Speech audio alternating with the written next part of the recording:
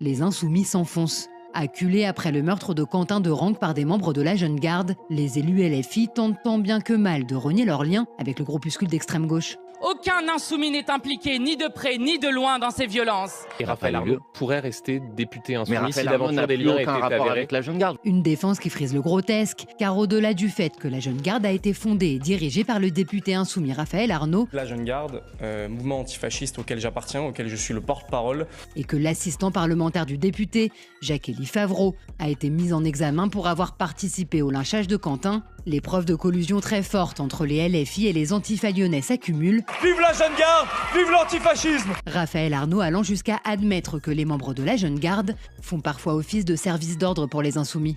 Il y a des milices sionistes, notamment suprémacistes israéliennes, je pense à LDJ, qui appellent à venir attaquer le meeting de Rima Hassan, qui s'organise. Ils sont d'ailleurs une cinquantaine à traîner autour. La Dauphine, c'est ça? C'est ça. Et donc on a des camarades de la Jeune Garde qui effectivement sont vigilants à ce qu'il n'y ait pas d'attaque sur le meeting.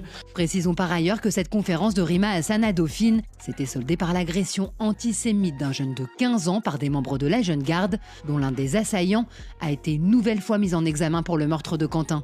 On ne compte pas non plus les images de manifestations dans lesquelles insoumis et membres de la Jeune Garde défilent main dans la main, qu'il s'agisse d'Éric Coquerel, de Thomas Porte, de Manon Aubry, d'Anaïs Belloissa, députée et candidate LFI au municipal de Lyon qui ne cesse de revendiquer sa proximité avec la Jeune Garde, de Sébastien Delogu et Louis Boyard, qui posent en mode gang avec le groupuscule, tout comme Rima Hassan, au contact de laquelle les jeunes antifas semblent décidément redoubler de violence. Il y a également les très nombreuses interventions dans lesquelles des élus insoumis revendiquent fièrement leur soutien au groupuscule d'ultra-gauche.